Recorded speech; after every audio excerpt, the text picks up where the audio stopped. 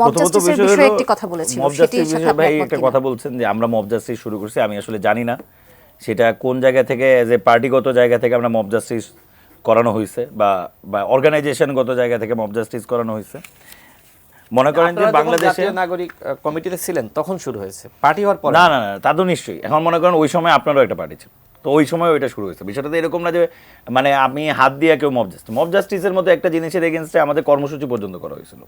আমরা এটা নিয়ে বেশ কয়েক জায়গায় আলাপ করছি। মব জাস্টিসের একটা জিনিস, যে জিনিস বাংলাদেশে তৈরি হয়েছিল, এটা বাংলাদেশ থেকে আসলে যদি কেউ দূর করতে পারে, সেটা বাংলাদেশের মানুষ দূর করছে। সেটা হলো জনগণের যেই স্বতঃস্ফূর্তভাবে জনগণ যেই নিজের কনসাসনেস তৈরি করছে, সেই কনসাসনেসে এই জিনিসগুলো আটকাইছে। আমরা একটা খুবই ভালো মতো জানতাম যে ঢাকা, মানে মনে করেন যে বাংলাদেশে সেই সময়টাতে, যেই সময়টাতে এই ঘটনাগুলো ঘটছিল, সেই সময় কোনো পুলিশ ছিল না, মানে আইন শৃঙ্খলা বাহিনী পুরোপুরি ভঙ্গুর অবস্থায় ছিল। অনেক রকমের মানুষ অনেক রকমের ঘটনা ঘটানোর জন্য মুভ করছে, তো তারা এটা করছে। কিন্তু আস্তে আস্তে যখন জিনিসগুলো সেটেল হয়েছে, যদি আমি একটু ইন্টারাপ্ট করি আপনার সাথে, সেটি হলো যে এই যে আমরা কয়েকদিন আগে দেখলাম ব্যবসা প্রতিষ্ঠানে কিন্তু হামলা লুটপাটের ঘটনাও ঘটেছে।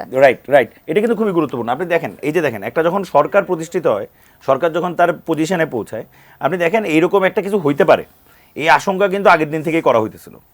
নানান রকমের আলোচনা কিন্তু চলমান ছিল। আপনি দেখেন, আমরা একটা বড় আন্তর্জাতিক সামিট বাংলাদেশে হচ্ছিল, অনেকে এটা নিয়ে অনেক উৎফুল্ল বা অনেক কিছু হইতে পারে, ওইটা একটা আলাদা টপিক। কিন্তু যেহেতু সারা ওয়ার্ল্ডের অনেকগুলো রেনাউন্ড জায়গা থেকে মানুষজন এখানে আসছেন, সম্ভাব্য ইনভেস্টাররা আসছেন, ফলে আমাদের কিন্তু একটা সোশ্যালি যে দেশের অবস্থার একটা গুরুত্বপূর্ণ পয়েন্ট, ঠিক ওই সময়টাতেই এরকম কিন্তু ঘটনা ঘটছে। কিন্তু এই যে সরকার কুইক রেসপন্স করতে পারছে, যেটা খুবই গুরুত্বপূর্ণ। আপনি দেখেন যে কী কারণে ঝামেলাগুলো হয়েছে, 100-র উপরে মাজার ভাঙা হয়েছে, মানে আইন শৃঙ্খলা বাহিনী আসলে কই ফেল করছে। আপনি দেখেন, একনল হ্যান্ড ওয়াশ 100% প্যারাবেন ফ্রি, তাই নিরাপদ হাতের জন্য আস্থা রাখুন একনলে। 100-র উপরে মাজার ভাঙা হয়েছে, প্রচুর ব্যবসা প্রতিষ্ঠানে নানান সময়ে নানান ঘটনা ধরে হামলা করা হয়েছে, কিন্তু এগুলোর বিরুদ্ধে আইন শৃঙ্খলা বাহিনী কুইকলি রেসপন্স করতে পারেনি।